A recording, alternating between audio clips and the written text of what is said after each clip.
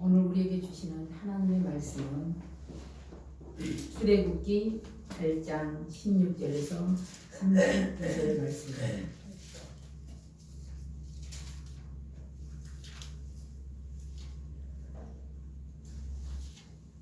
출애굽기 8장 16절에서 32절 말씀, 페이지로서는 93쪽입니다. 한 목소리로 봉독해 올립니다. 여호와께서 모세에게 이르시되 아론에게 명령하기를 내 지팡이를 들어 땅에 티끌을 치라. 그것이 애굽 온 땅에서 이가 되리라. 그들이 그대로 행할세 아론이 지팡이를 잡고 손을 들어 땅에 티끌을 치매 애굽 온 땅의 티끌이 다 이가 되어 사람과 가축에게 오르니 요술사들도 자기 요술로 그같이 행하여 이를 생기게 하려 하였으나 못하였고 이가 사람과 가축에게 생긴지라. 요술사가 바로에게 말하되 이는 하나님의 권능이다 하였으나 바로의 마음이 완악하게 되어 그들의 말을 듣지 아니하였으니 여호와의 말씀과 같더라. 여호와께서 모세에게 이르시되 아침에 일찍이 일어나 바로 앞에 서라. 그가 물 있는 곳으로 나오리니 그에게 이르기를 여호와께서 이와 같이 말씀하시기를 내 백성을 보내라. 그러면 그들이 나를 섬길 것이니라. 내가 만일 내 백성을 보내지 아니하면 내가 너와 내 신하와 내 백성과 내 집들의 파리떼를 보내리니 애굽 사람의 집집에 파리떼가 가득할 것이며 그들이 사는 땅에도 그러하리라. 그날에 나는 내 백성이 거주하는 고센 땅을 구별하여 그곳에는 파리가 없게 하리니 이로 말미암아 이 땅에서 내가 여호와인 줄을 내가 알게 될 것이라. 내가 내 백성과 내 백성 사이를 구별하리니 내일 이 표징이 있으리라 하셨다 하라 하시고 여호와께서 그와 같이 하시니 무수한 파리가 바로의 궁과 그의 신하의 집과 애굽 온 땅에 이르니 파리로 말미암아 그 땅이 황폐하였더라.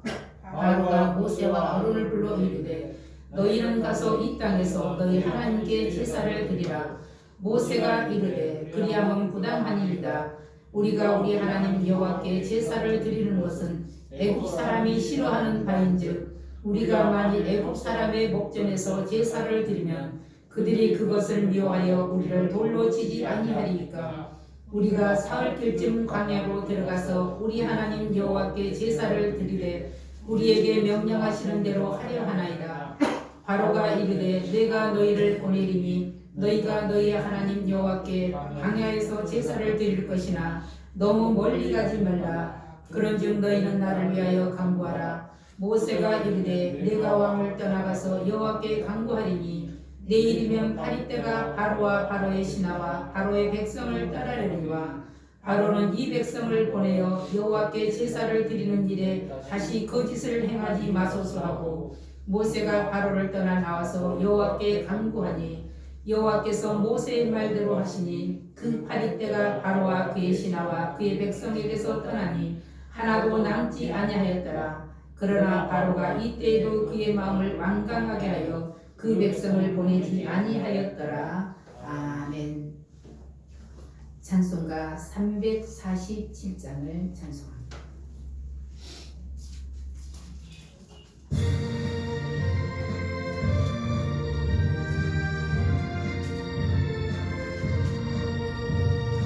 오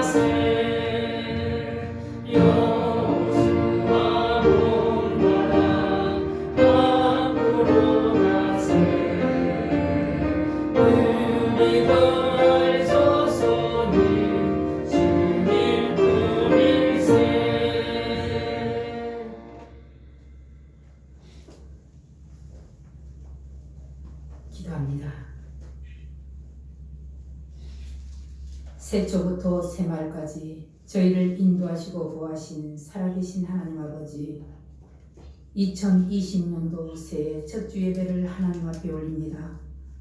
하나님, 이 시간 저희들을 긍휼히 여겨 주시고 저희들이 드린 이 예배를 주여 받으시옵시고 저희들에게 하늘의 신령한 복과 땅의 기름진 복으로 2020년도도 내려주시기를 원합니다. 하나님, 오늘도 사랑하는 귀한 아버지, 하나님의 백성들이 나와서 하나님 앞에 영광 돌리오니 저들의 심령을 주님께서 다스려 주시옵시사 이 시간 선포되는 하나님의 귀한 말씀이 저들의 심령 속에 떨어지게 하시되 하나님이여 귀한 말씀이 아버지 하나며 정말로 생명되어 저들에게서 아름다운 열매를 맺을 수 있는 귀한 은혜가 있게 하여 주시옵소서. 이 말씀이 하나님 오늘도 양약이 되게 하여 주시옵소서. 상처받는 자는 위로가 되게 하시고 슬픔이 아버지 마음에 있는 자는 하나님 기쁨이 되게 하시고 하나님 또한 기도 제목이 있는 자는 올해는 기도 응답이 아버지 하나며 받을 수 있는 복된 은혜의 시간이 되게 하여 주시옵소서. 감사하고 예수님의 이름으로 축복하며 기도하옵나이다. 아멘. 우리의 인생은 투쟁과 타협의 연속입니다. 왜 투쟁과 타협의 연속일까? 그것은 전능하신 하나님이 우리를 지으실 때 우리를 스스로 살아갈 수 있는 존재로 만들지 않으시고 하나님을 의지해야만 살아갈 수 있도록 지으셨기 때문입니다.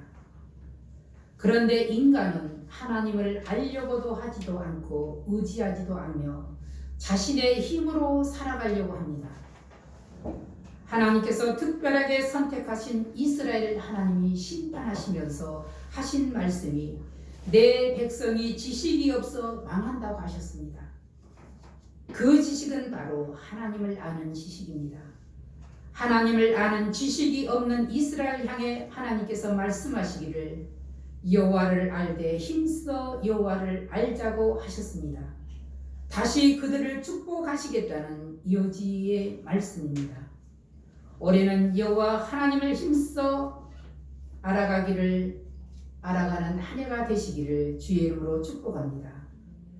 오늘 주신 본문의 말씀은 하나님께서 애굽에 내리시는 여러 가지 재앙들을 통해서 하나님의 주권과 능력을 보여주신 놀라운 사건입니다.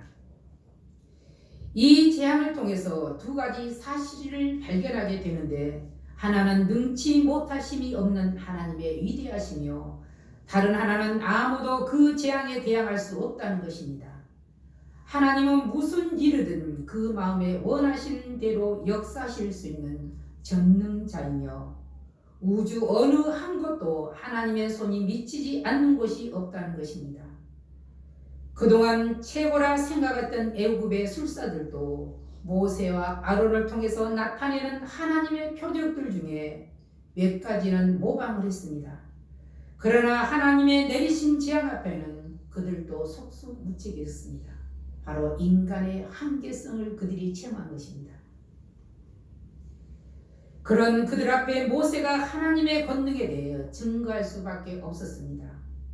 이 말씀을 통해서 보자면 마귀도 어느 정도 기사와 이적을 행한다는 사실을 입증하고 있습니다. 그러므로 그리스도인들은 참과 거짓을 올바르게 분별하도록 해야 합니다. 두 번째, 개구리 재앙으로 애굽의 온 백성들이 아우성을 칩니다. 하나님께서는 바로와 그의 백성을 징계와 심판의 손에서 벗어나게 해주었습니다. 그러나 바로는 하나님의 자비를 이용을 한 것입니다. 한마디로 악용을 한 것이죠. 이 시대도 그렇습니다. 인간적으로 사람들을 대하다 보면 그 사람들은 그를 악용하는 경우가 참 많습니다. 재앙이 거두어지자 하나님의 징계를 잊어버리고 양심의 가책이 차츰 희미해졌습니다. 그래서 이스라엘을 해방시키겠다는 약속을 바로는 실행하지 않았습니다. 마음이 강팍해진 그는 고통스러운 시간이 지나자 심판에 대한 두려움도 없어졌습니다. 이렇게 마음이 다치고 듣는 귀가 둔한 사람은 주의 능력과 권능을 보고도 깨달을 줄 모릅니다. 바로가 하나님의 분명한 능력의 역사를 체험하고도 하나님 앞에서 한 약속을 어기고 무사할 수 있을까? 그는 무사하기를 바랬습니다. 그러나 그 대가는 더 크고 무서운 재앙이 기다리고 있었을 뿐입니다.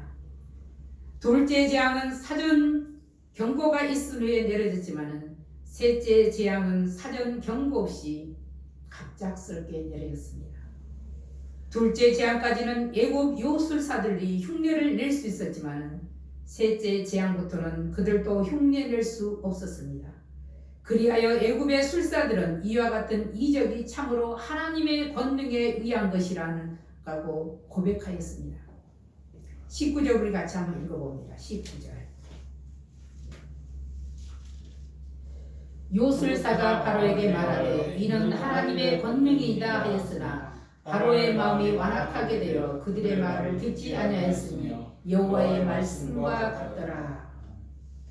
하나님은 모든 사람들의 행동과 그들의 심령 속의 모든 패부를 다 알고 계신다는 말씀입니다. 그렇다면 우리의 경우는 어떠합니까? 우리는 또 얼마나 자주 하나님께 부르짖으며 우리가 처해 있는 시련에서 벗어나게 해달라고 얼마나 간구하고 있습니까? 그런데 하나님께서 문제를 해결해 주시면 진정으로 감사하고 순종한 삶을 살고 있는가? 그 말입니다. 그런데 우리 역시 시간이 지나면 잊어버리게 됩니다. 바로뿐만 아니라 우리도 그렇다 이 말입니다.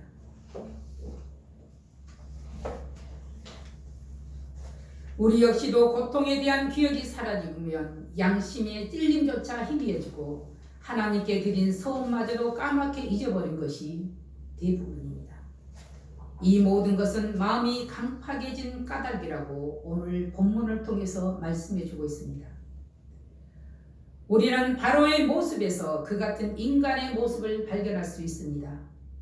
마술사들은 자기 신들의 한계를 깨달았을 때 이는 하나님의 권능이다 하고 솔직하게 고백하였습니다. 그러나 술사들의 고백은 초월적인 존재를 인정할 뿐이었지 유일하신 하나님의 존재를 표현한 말은 아니었습니다. 그런데 지금도 현대인들은 이성으로 하나님이 설명되지 않으면 하나님을 부정합니다. 과학이나 학문을 우상으로 삼고 있기 때문입니다.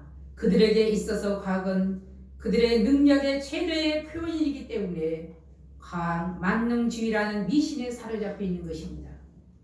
그래서 그들은 하나님의 초월성을 믿지 않습니다.